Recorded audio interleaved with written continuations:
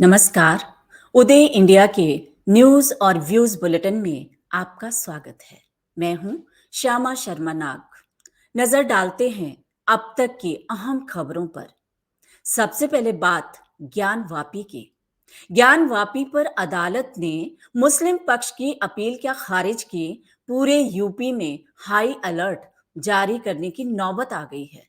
आखिर ऐसा क्यों है कि ज्ञान वापी के मामले पर यूपी में संवेदनशील इलाकों में पुलिस फोर्स तैनात करनी पड़ी।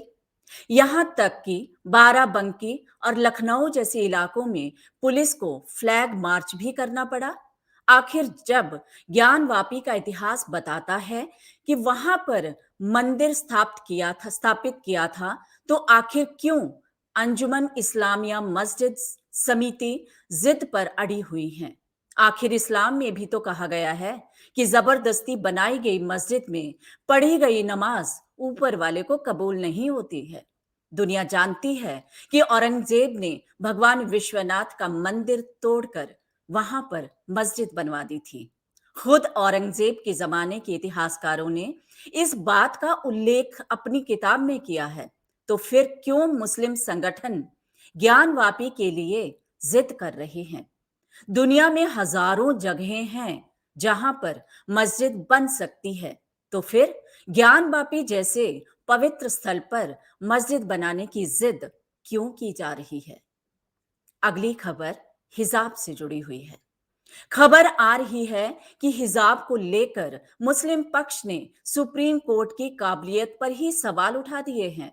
मुस्लिम पक्ष की तरफ से दलील दी गई है कि अदालत को अरबी भाषा नहीं आती है, इसलिए वह कुरान की व्याख्या नहीं कर सकती। मुस्लिम पक्ष ने अदालत में कहा है कि कुरान की व्याख्या करके इस्लाम के लिए हिजाब की अनिवार्यता का निर्धारण करने के बजाय अदालत को हिजाब को एक व्यक्तिगत महिला के अधिकार के रूप में देखना चाहिए। अब ये मुस्लिम पक्ष को ये सोचना चाहिए कि खुद को ढककर रखना एक महिला का अधिकार कैसे हो सकता है।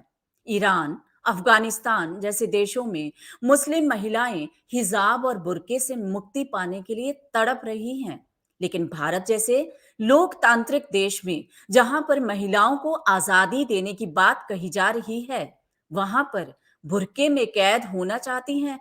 ये कहां की बुद्धिमानी है।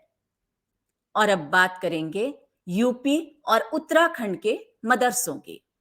यूपी के अलावा अब उत्तराखंड में भी मदरसों पर कड़ी नजर रखी जाएगी और उनका सर्वे किया जाएगा।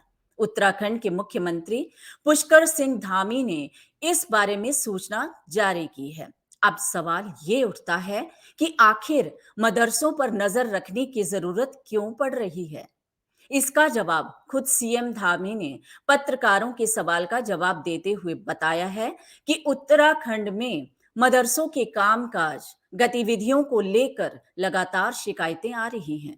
कुछ ऐसी ही शिकायतें असम में भी आ रही थी, जहां पर प्रतिबंधित संगठनों के मौलाना आकर मदरसों में घुस जाते थे, जिससे नाराज होकर असम के मुसलमानों ने खुद ही एक मदरसे को तोड़ दिया।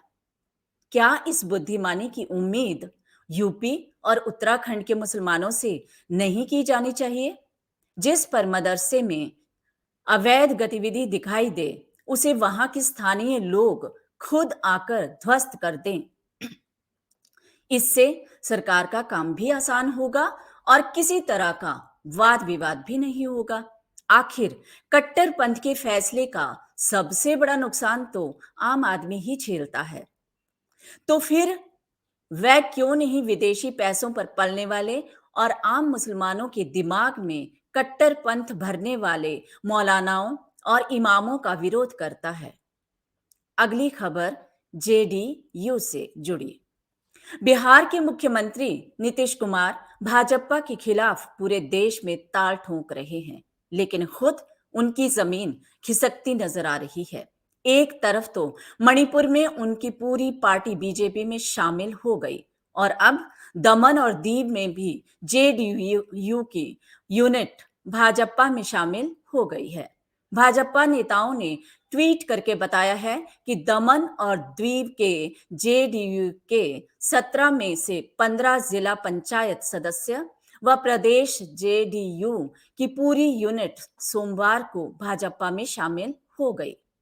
नीतीश कुमार की ओर से बिहार में विकास को गति देने वाली भाजपा का साथ छोड़कर बाहुबली, भ्रष्ट व परिवारवादी पार्टी का साथ देने के विरोध में ये कदम उठाया गया है। नीतीश कुमार के लिए ये एक बड़ा संकेत है। जेडीयू की स्थापना राष्ट्रीय जनता दल के विरोध में हुई थी, क्योंकि बिहार की जनता लालू यादव और उनके परिवार के जंगल राज से परेशान थी, जिसकी वजह से उन्होंने नीतीश कुमार को चुना था। लेकिन अब नीतीश कुमार खुद ही तेजस्वी को डिप्टी सीएम बनाकर सरेंडर कर चुके हैं। ऐसे में बिहार में सत्तासीन जेडीयू नेताओं की हालत का अंदाजा आप खुद ही लगा सकते हैं। मणिपुर और दमन दीव में जिस तरह जेडीयू नेता अपनी पार्टी छोड़कर भाजपा में शामिल हो रहे हैं, अगर उसी तरह बिहार में भी जेडीयू के नेताओं ने भाजपा का दामन थाम लिया तो नीतीश कुमार ना तो घर के रहेंगे और ना घाट के। उदय इंडिया के डिजिटल बुलेटिन के न्यूज और व्यूज बुलेटिन में आज के लिए इतना ही। बाकी राष्ट्रवाद के तड़के के साथ खबरों को जानने के लिए आप हमारा चैनल सब्सक्राइब करें और बेल आइकन जरूर दबाएं। जय हिंद।